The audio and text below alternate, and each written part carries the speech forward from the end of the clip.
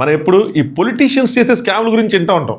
Even government అధికారులు వాళ్ళు చేసే స్కాములు కానీ లేదంటే అవినీతి కానీ అలాంటివి వింటూ ఉంటాం. కానీ ఇది చాలా రేర్ ఏమో. అంటే ప్రజలు చేసిన స్కామ్ ఇది. టిప్ చెప్పాలంటే చాలా ఇంట్రెస్టింగ్ ఉంటుంది ఈ వీడియో. అధికారులు అది యాక్చువల్గా తీగలాగితే డొంక కదలడం కూడా కాదు, ఎతక్కపోయిన తీగ కాలికి తగిలి అక్కడి నుంచి డొంక కదిలినట్టు. మాట్లాడుకుందాం, లెట్స్ టాక్. హాయ్ ఫ్రెండ్స్, నా పేరు Anand, welcome to Anand news. Video నిజంగా చాలా ఇంట్రెస్టింగ్గా ఉంటుంది. వీడియోని లైక్ చేసి చూడండి. అట్లీస్ట్ మీకు ఎక్కడైనా ఇంట్రెస్టింగ్ అనిపించినప్పుడు అప్పుడైనా లైక్ చేయండి.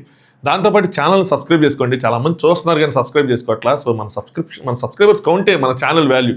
సో మీరు లైక్ చేసి సబ్స్క్రైబ్ చేసుకుంటే ఛానల్ రీచ్ పెరుగుతుంది, వీడియో రీచ్ పెరుగుతుంది, ఇంకా చాలామందికి రీచ్ అవుతుంది.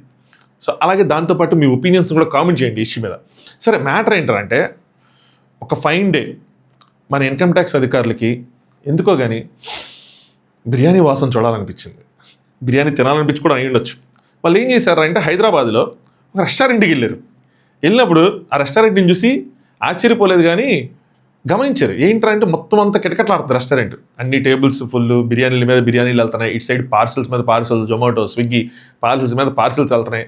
మొత్తం చూసుకుంటే ఫుల్గా ఉంది. సరే అని చెప్పి సరదాగా ఆ బిల్లింగ్ కౌంటర్ దగ్గరికి వెళ్ళి చూస్తూ ఉన్నారు.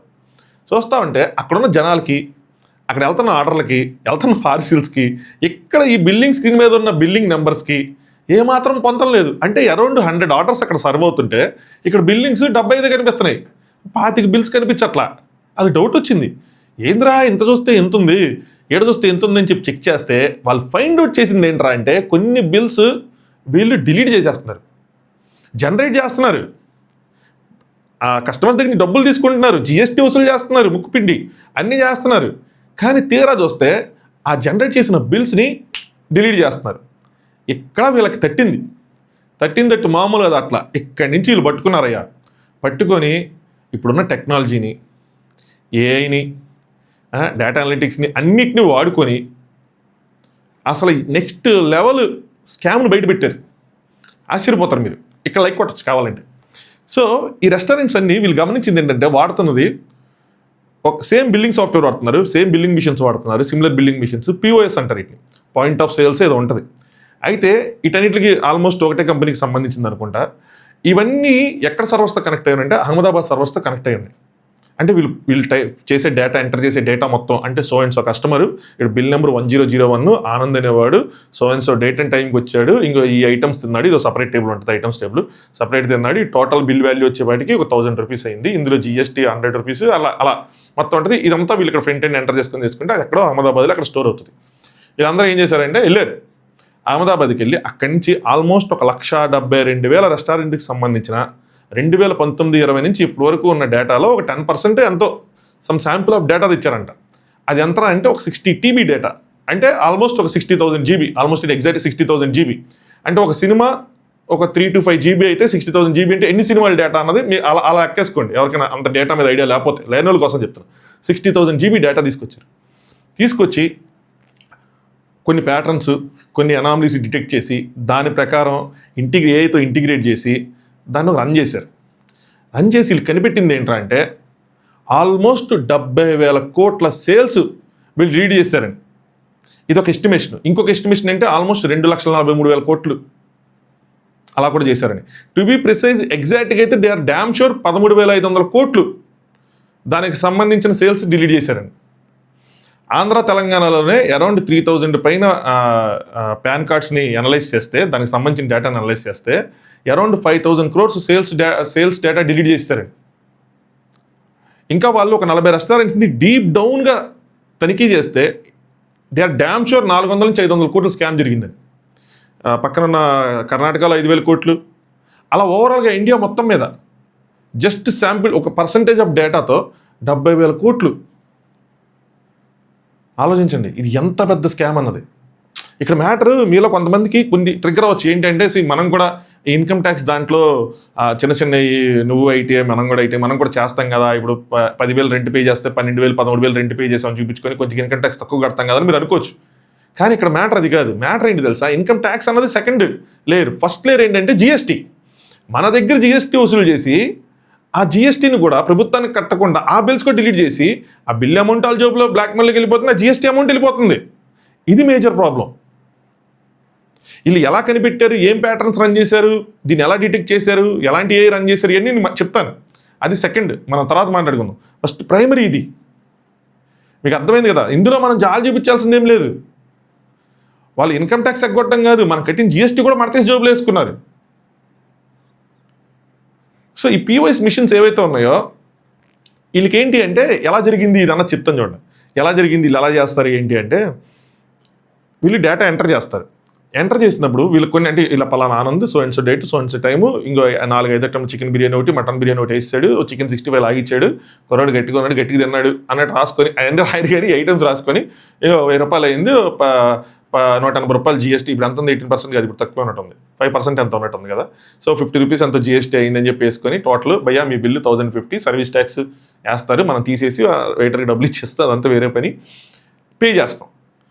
పే చేసిన తర్వాత వీళ్ళ దగ్గర కొన్ని రైట్స్ ఉంటాయి. సపోజ్ నేను ఏం చెప్తానంటే, బాబు చికెన్ 65 తిన్నది నేను కాదు, అది వేరే టేబుల్ వాళ్ళది అంటే, వీళ్ళ దగ్గర ఉన్న రైట్స్ ఏంటంటే బిల్ని ఆల్టర్ చేయొచ్చు. ఆల్టర్ చేయటం అంటే ఏంటంటే బిల్లులో ఉన్న ఐటమ్స్ని డిలీట్ చేయొచ్చు, బిల్లులో ఉన్న ఐటమ్స్ని యాడ్ చేయొచ్చు, వాటి ప్రైసెస్ చేంజ్ చేయొచ్చు, టోటల్ బిల్ వాల్యూ చేంజ్ చేయొచ్చు. అలాగే సర్వీస్ ట్యాక్స్ లాంటిది అయితే ఎందుకు చెప్పానంటే సరదాగా చెప్పాల, సర్వీస్ ట్యాక్స్ లాంటిది ఏదైనా తీసేయమంటే దాన్ని తీసేయచ్చు, దీన్ని ఆల్టర్ అంటారు. సరేనా? అలాగే వీళ్ళ దగ్గర ఇంకో రైట్ ఉంటుంది, అదేంటంటే ఓవరాల్గా కంప్లీట్ ట్రాన్సాక్షన్ని డిలీట్ చేసేయచ్చు. ఇలా 2 రైట్లు వీళ్ళకి ఫ్రంట్ ఎండ్ అక్కడ ఉన్న స్క్రీన్స్లో ఉంటాయి. సో అక్కడి నుంచి కంప్లీట్గా డిలీటే చేసేస్తారు. ఇది వీళ్ళ దగ్గర ఉన్న రైట్స్. సో ఇక్కడ కొన్ని ప్యాటర్న్స్, ఇప్పుడు మనం సెకండ్ స్టెప్కి వెళ్దాం. ఏం జరిగిద్ది ఏంటి, ఏ వాళ్ళు ఎలా కనిపెట్టారు ఏంటి, దాని గురించి వెళ్దాం. మళ్ళీ దీని ముందుకు వద్దాం, ఎందుకంటే కంటిన్యూషన్ మాట్లాడుకుంటాం కాబట్టి. సో ఇదే ప్యాటర్న్స్ని వీళ్ళు గమనించారు.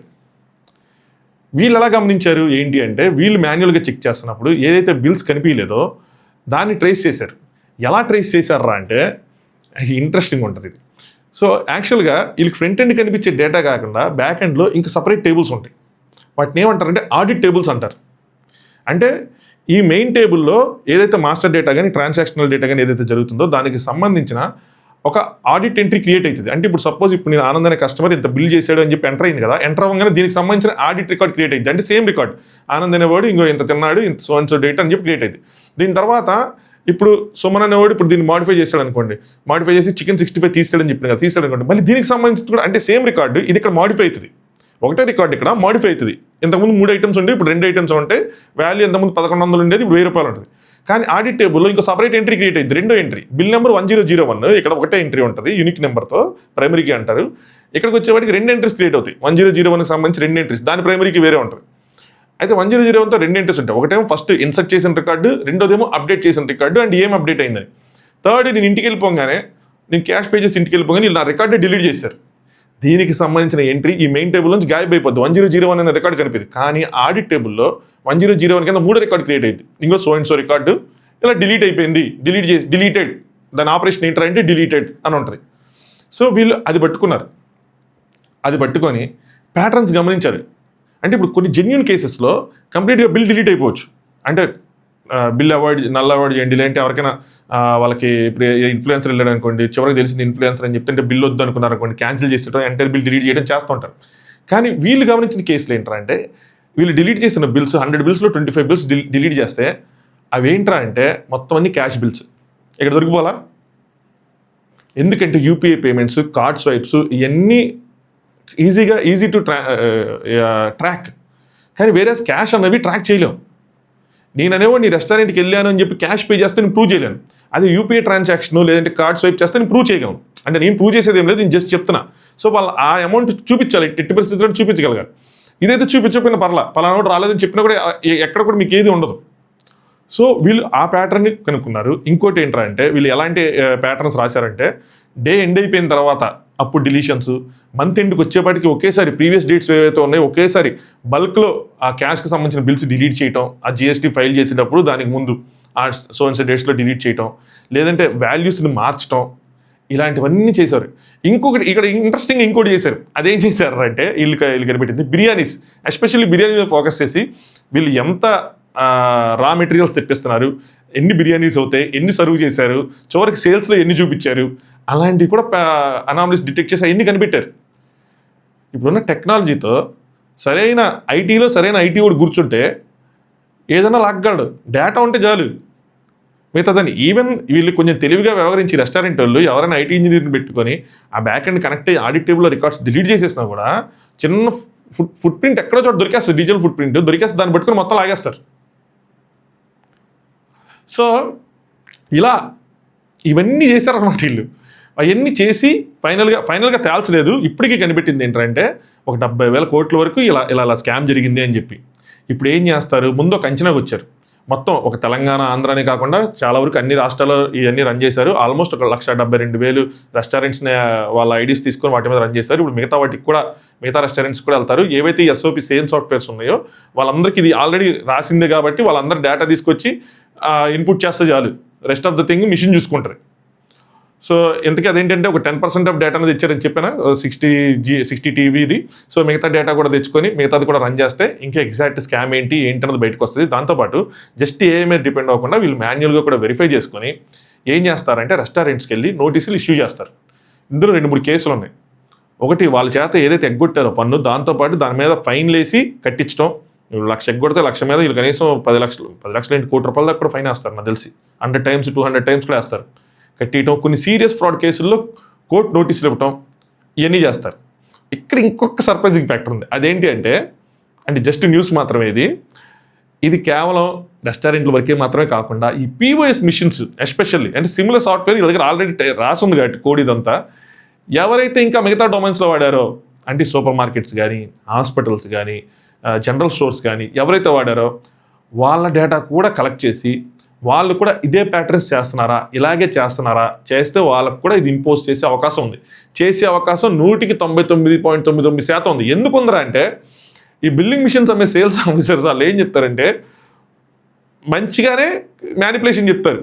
ఇంకోటి మీకు ఇలా బిల్లింగ్ ఏదైనా రాంగ్ అయింది అనుకోండి, ఇలా డిలీట్ చేసేయచ్చు అని చెప్తారు. కావాలంటే మీరు డే ఎండ్లో, మంత్ ఎండ్లో కావాలంటే డిలీట్ చేసేసుకున్నా అది కొంచెం ట్రాక్ అవుతుంది అన్న విధంగా చెప్పేస్తారు. అంత నాలెడ్జ్, అంత ఐటీ నాలెడ్జ్ ప్రొసెస్ చేయరు కదా ఆ బిల్డింగ్లో కూర్చునే వాళ్ళు. సో ఈజీగా అయిపోద్దిలే అని అనుకుంటారు. యాక్చువల్గా అది దొరకకుండా ఇంకో విధం ఉంది, చేయొచ్చు. నేను చెప్పనులేండి అది, ఎందుకంటే దేశద్రోహం అయిపోతాను అలాంటి చెప్తే కానీ, బట్ అలాంటి చెప్పను ప్రజెంట్. అయితే సో ఇదే వీళ్ళు ఆ సాఫ్ట్వేర్, ఆ మిషన్ అమ్మేటప్పుడు మిగతా వాళ్ళకి కూడా ఇదే చెప్పుంటారు. సో ఇలా డిలీట్ చేయొచ్చు ఇవన్నీ చెప్పి. సో అన్ని చోట్ల ఐఎమ్ డ్యామ్ షూర్ ఇదే ప్యాటర్న్ జరిగి ఉంటుంది, ఇలాగే చేస్తుంటారు. సో అలాంటివి కూడా ఇన్కమ్ ట్యాక్స్లు పట్టుకోవాలి. దీంతోపాటు ఇంకొక పెద్దది కూడా జరుగుతూ ఉంటుంది అబ్బా. ఈ హాస్పిటల్స్కి వెళ్ళినప్పుడు ముఖ్యంగా ఈ ఓపీలు తీసుకుంటారు చూడండి, మల్టీ స్పెషాలిటీ హాస్పిటల్ కదా, వాళ్ళు ఏదో బిల్లు ఇస్తారు. సో బిల్లు తేడా ఉంటే అది దొరుకుతుంది. ఈ ఇండివిజువల్ డాక్టర్స్ ఉంటారు, 500, 750, 1200, 1500 ఓపీకి తీసుకుంటారు. ఎవరైనా డాక్టర్స్ వస్తే మరి ఫీల్ అవ్వద్దు, మరి ఇది నిజం, ఇది తీసుకుంటారు. బిల్సే మీరు ఒక్క బిల్లు ఇరు, జస్ట్ పుస్తకంలో రాసుకుంటారు, ఆనంద్ ఇంకో హెడేక్తో వచ్చాడు, చేసేసాం 750 రూపాయలు అని చెప్పి. వాళ్ళు ఎండీ అయితే ఒకటి, ఎంబీఎస్ అయితే ఒకటి, ఇప్పుడు అందరూ ఎండీలో ఉన్నట్టున్నారు, తీసుకుంటూ ఉంటారు. ఎప్పుడు వెళ్ళినా హాస్పిటల్కి ఒక 20 మంది 10 మంది ఉంటారు, ఎప్పుడు బిజీగానే ఉంటుంది. సరేనా, ఎప్పుడెళ్ళో గంట సేపు, గంటన్నర కూర్చోవాలి. మరి ఆ బిల్లు ఎవరు, ఏమి ఎవరు, అన్ని హాస్పిటల్స్ కాదు, కొన్ని హాస్పిటల్స్, అందరూ కాదు, కొంతమంది ఎవరు. మరి ఇప్పుడు ఇదంతా బ్లాక్ మనీ కిందకి వెళ్ళిపోతుంది కదా. అక్కడ జిఎస్టీ మండ బ్లాక్ కొట్టారు, ఇక్కడేవో బ్లాక్ మనీ. ఇలాంటి ఇది నాకు తెలిసి, నేను చూసి, నేను గమనించిన వీళ్ళేంటి ఏం ఎవరో అని చెప్పి. సంథింగ్ సిమిలర్గా మీరు కొన్ని చోట్లకి వెళ్ళినప్పుడు, కొన్ని హాస్పిటల్స్కి వెళ్ళినప్పుడు, లాస్ట్ ఇయర్ కూడా మనం మాట్లాడుకున్నాం, కొంతమంది డైరెక్ట్ చెప్తారు బిల్లు కావాలంటే జిఎస్టీ పే చేయాలి, 15,000 అవుతుంది. బిల్లు లేదు అంటే కనుక జిఎస్టీ పే చేయాల్సిన లేదు, 13,000 అవుతుంది. మీకు వితౌట్ బిల్లు కావాలి, వితౌట్ బిల్లు కావాలంటే మనం కక్కతోటి వితౌట్ బిల్లు తీసుకుంటాం. ఇలాంటివి కూడా మనం చేస్తూ ఉంటాం, మనం చేస్తాం, వాళ్ళు చేస్తూ ఉంటారు. సో ఇలాంటి వాటి మీద కూడా వీళ్ళు ఫోకస్ చేయాలి. సరే, స్టెప్ బై స్టెప్, ఇది అయిపోయిన తర్వాత ఇది అయిపోయిన తర్వాత అది అన్నట్టు ఒకదానికి వెళ్ళాలి. అలాగే ఫ్యూచర్లో ఏం చేయాలంటే ఏ ట్రాన్సాక్షన్ జరిగినా క్యాష్ ట్రాన్సాక్షన్ అనేది లిమిట్ చేయాలి. ఈవెన్ మనం చేసేటప్పుడు కూడా క్యాష్ ట్రాన్సాక్షన్స్ అనేవి లిమిట్ చేయాలి. అండ్ ఏవైతే వాణిజ్య సముదాయాలు ఉంటాయో, ఇవన్నీ వాణిజ్య సముదాయాలే, బిజినెస్కి సంబంధించిన హాస్పిటల్స్ కూడా ఇంక్లూడింగ్ హాస్పిటల్స్ కానీ ఎక్కడైనా సరే, వాళ్ళకి పర్టికులర్గా పర్సనల్ ఇవి కాకుండా వాళ్ళ ఆర్గనైజేషన్కి సంబంధించిన అకౌంట్స్ ఉండటం, వాటికి సంబంధించిన క్యూఆర్ కోడ్లు ఉండటం, వాటికి సంబంధించిన డీటెయిల్స్ పక్కన డిస్ప్లే చేయటం. మనం కూడా ఈ క్యాష్ పేమెంట్లు తగ్గించుకొని ఈ క్యూఆర్ కోడ్లు ఎట్లాగో పే చేస్తున్నాం కాబట్టి క్యూఆర్ కోడ్ పే చేయటం, లేదంటే కార్డ్ స్వైప్లు చేసుకోవటం. కార్డ్ స్వైప్ చేసుకోండి, 1-2 కార్డ్స్ తీసుకొని స్వైప్ చేసుకుంటే పాయింట్స్ అన్నీ వస్తూ ఉంటాయి. సో స్వైప్ చేసుకోవటం, ఇలాంటివన్నీ చేస్తే ఇంకా బెటర్గా ఏదైనా ఇంకా ఫ్యూచర్లో ఇలాంటిది అయినప్పుడు ఈజీగా దొరికేస్తారు. కొన్ని రెస్టారెంట్లు ఏం చేసినాయి, ఇది ఇంకా మరీ తూచిగా చేశారు. బిల్లులు కూడా డిలీట్ చేయకుండా 1 కోటి రూపాయలు టర్న్ ఓవర్ అయితే పర్ మంత్ 30 లక్షలు దాచేసి 70 లక్షలు అయిందన్న విధంగా చూపించారు. ఇది ఫస్ట్ లెవెల్ ఆఫ్ ప్యాటర్న్ వీళ్ళు ఫైండ్ అవుట్ చేసింది, చాలా ఈజీగా దొరికేశారు ఇది. అదేంటి బిల్స్ క్లియర్ కట్గా 1 కోటి రూపాయలు కనిపిస్తుంటే మీరు 70 లక్షల సేల్స్ చూపించారు వాళ్ళు మరీ తూచుకు దొరికేశారు వాళ్ళు. ఏంది 2018 నుంచి ఇప్పుడు వరకు చేసిన దాంట్లో ఇప్పుడున్న టెక్నాలజీతో మనం ఎప్పుడు తప్పు చేసినా ఏదో పాయింట్ ఆఫ్ టైంలో దొరికిపోతాం. సో నాకు ఇది చాలా వైరల్ అవ్వాలి అంటే వైరల్ అయ్యిద్దిలేండి, ఇప్పుడే కాదు, ఎప్పుడైతే వీళ్ళు నిజంగా కంప్లీట్గా దీన్ని ప్రూవ్ చేసి, అంటే ఏనే కాకుండా ఇంకో నిజంగా ఇలా జరిగిందని చెప్పి ప్రూవ్ చేసి దాని మీద నోటీసులు ఇచ్చి వాళ్ళ దగ్గర ముక్కుపిండి డబ్బులు వసూలు చేసినప్పుడు ఇది ఎక్కువ వైరల్ అవుతుంది. సో ఇప్పుడు పీవీఎస్ మిషన్స్ వాడుతున్న వాళ్ళు ఆల్రెడీ అబ్బా మనం ఇచ్చేసేద్దాం అనగా ఏం చేస్తే ఏమవుతుంది, దొరికేస్తారు మీరు, దొరికిపోయారు అంతే. వాళ్ళు ఏదైనా ఫైన్ వేస్తే కట్టేయడం గప్చిప్గా తప్పితే అంతమించి చేసేదేం లేదు. ఇన్కమ్ ట్యాక్స్ కూడా ఎంతమంది ఉన్నారు కాబట్టి కొంచెం ఆ పర్సెంటేజ్ తగ్గించి కట్టే విధంగా పెట్టి కట్టించుకోవాలి. ఇందులో మన స్వార్థం ఉంది యాక్చువల్గా. ఏంట్రా అంటే వీళ్ళందరూ నీతిగా నిజాయితీగా అట్లీస్ట్ మన దగ్గర తీసుకున్న డబ్బులైనా కడితే, జిఎస్టీ డబ్బులైనా కడితే మనలాంటి పేద మధ్యతరగతి బడుగు బలగైన వర్గాల మీద ఈ ఇన్కమ్ ట్యాక్స్ వేసేది ఏదో తగ్గిద్దని స్వార్థం. మళ్ళీ చాలామంది మనం ఈ ప్రైవేట్ సెక్టర్ అవ్వండి, పబ్లిక్ సెక్టర్ అవ్వండి, ఏదో విధంగా జాబులు చేస్తాం, మనకి శాలరీ రాకముందే మనకి డిడక్ట్ అయిపోతాయి ట్యాక్స్ కింద. సో అదేమైనా తగ్గిద్ది, కొంచెం ఎక్కువ డబ్బులు మిగులుతాయి అన్న చిన్న స్వార్థం. ఎక్కువ మంది ట్యాక్స్ కట్టే వాళ్ళు ఉన్నా, ఎక్కువ ట్యాక్స్ కడుతున్నా, సో ఏమైందంటే వాళ్ళకి మనీ వెళ్తున్నప్పుడు అవన్నీ మనీ అంటే ట్యాక్స్ నుంచి వచ్చిన మనీ పెరిగినప్పుడు మన మీద కొంచెం ఏదైనా భారం తగ్గిస్తారు అని చెప్పి. ఎందుకంటే ఆల్రెడీ మనందరం ట్యాక్స్ కట్టిన డబ్బులు తీసుకొచ్చి మళ్ళీ కొనే వాటి మీద మళ్ళీ ట్యాక్స్లు కడతా ఉంటాం, అంతే కదా. ఇప్పుడు ఆల్రెడీ నేను కొంచెం ట్యాక్స్ కట్టి డబ్బులు వెనక్కి తెచ్చుకుంటున్నా కష్టపడి పనిచేసి, మళ్ళీ తెచ్చుకున్న డబ్బులతో మళ్ళీ బిర్యానీ తిన్నప్పుడు మళ్ళీ దాన్ని జీఎస్టీ పే చేయాలి, మళ్ళీ బూట్లు కొనుక్కున్నాడు మళ్ళీ జీఎస్టీ పే చేయాలి, సినిమా చూడాలంటే జీఎస్టీ పే చేయాలి, ఏం చేయాలన్నా జీఎస్టీ పే చేయాలి. ఎంత దారుణం రా బుజ్జా ఇదే. సో అది సంగతి. సో అది ఏమైనా తగ్గుతాయేమో, వాటి మీద ఏమైనా మనకి ఏమైనా కొంచెం ఏమైనా అవకాశం అదే ఏదో అంటారబ్బా, సమయానికి వర్డ్స్ దొరకట్లా, ఏదైనా తగ్గించి ఏదైనా చేస్తే మనం కూడా ఇంకొంచెం బాగా బతకచ్చు కదా అన్న ఇదే. సో అదొక చిన్న హ్యాపీనెస్, ఏదో ఆనందం అంటారు కదా, అలాంటి ఆనందం లాంటిది అనమాట. సో అది సంగతి. సో మీ ఒపీనియన్స్ ఖచ్చితంగా దీని మీద కామెంట్ చేయండి. దాంతోపాటు నచ్చితే వీడియో ఖచ్చితంగా లైక్ చేయండి. దీని మీద ఫర్దర్గా అప్డేట్స్ ఇస్తా. ఏదైనా నిజంగా ఇది కంప్లీట్గా ప్రూవ్ అయ్యి వాళ్ళ దగ్గర ప్రూవ్ అయినట్టే ఆల్మోస్ట్, బట్ సాలిడ్గా వాళ్ళు వీటన్నిటికీ నోటీసులు ఇచ్చి వాళ్ళ దగ్గర డబ్బులు వసూలు చేస్తే అన్నీ బయటికి రావాలి. సో దట్ మిగతా వాళ్ళందరూ ఎవరైతే బిజినెసెస్ రన్ చేస్తున్నారో, ఎస్పెషల్లీ హై లెవెల్లో రన్ చేస్తున్నారో, ఇంకా దారుణంగా చెప్పాలంటే మన దగ్గర జీఎస్టీ వసూలు చేస్తున్నారు వాళ్ళందరూ కట్టండి రా సామే, మా దగ్గర జీఎస్టీ వసూలు చేసి మీరు జోబులు వేసుకోవటం ఏంటి, నాకు అర్థం కాలేదు, దారుణం ఇది. సో అది సంగతి. సో వస్తే ఇంకొక వీడియో చేస్తాం దీని మీద. సో లైక్ చేయండి, ఛానల్ సబ్స్క్రైబ్ చేసుకోండి, పక్కన బెల్ ఐకాన్ ఉంటుంది క్లిక్ చేసి పెట్టుకోండి. రోజుకి ఒక వీడియో, ఒకసారి 2 వీడియోలు చేస్తే కూడా స్టిల్ నేను నెక్స్ట్ రోజుకి అప్లోడ్ చేస్తున్నా దాన్ని ఆపుకొని, రోజుకి ఒక వీడియో చాలు అన్నట్టు. సో రోజుకి ఒక వీడియో ముందుకు వస్తుంది మంచి ఇంపార్టెంట్ అండ్ ఇంట్రెస్టింగ్ టాపిక్స్తో. చలో, thanks for watching. Anand news.